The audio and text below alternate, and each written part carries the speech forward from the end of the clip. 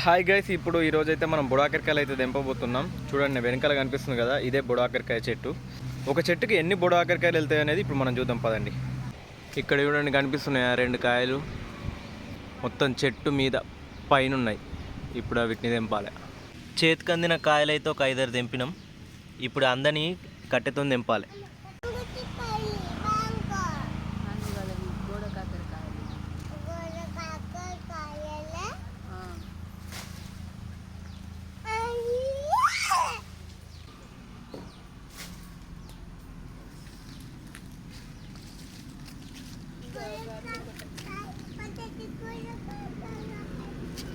మేము బోడాకరకాయలు తెంపుతుంటే మా అల్లుడు ఎగ్జైట్మెంట్ చూడండి ఎట్లుందో. బ్యాక్గ్రౌండ్లో మొత్తం రన్నింగ్ కామెంటరీ ఇస్తున్నాడు.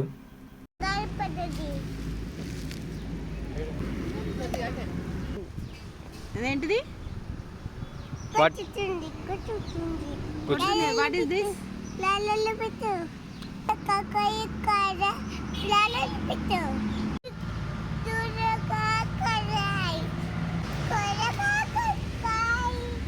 మౌని బోడాకరకాయలు తెంపురా అంటే మొత్తం ఇగో తీగలు తెంపుతున్నాడు ఇట్లా.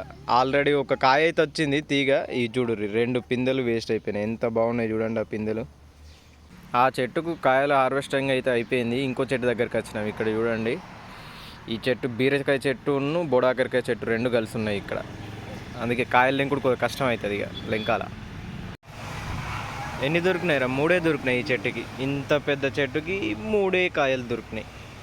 ఇటు చూడండి మా ఇంటి దగ్గర సీతాఫలాలు కూడా రెడీ అవుతున్నాయి ఆల్రెడీ. ఇగో ఈ చెట్టును చూసారా, మనిషి ఎత్తు అయింది. బెండకాయ చెట్టు ఒక్క కాయ కూడా కత్తలేదు. ఒక్కొక్కరి మోకాలు ఎత్తు అయిన తర్వాతనే కాయలు కత్తాయి.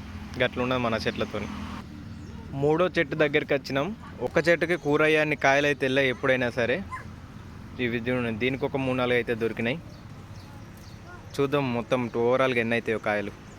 ఇది చూడండి దగ్గర ఎదురుగా ఉంది, కానీ చూడక పండు బారిపోయింది. ఇంకొకటి కూడా పండిపోయింది. బుడాకరకాయలు పండితే మనకు పనికిరావు. 3 చెట్లకు గాలిస్తే ఈ కాయలు దొరికినాయి.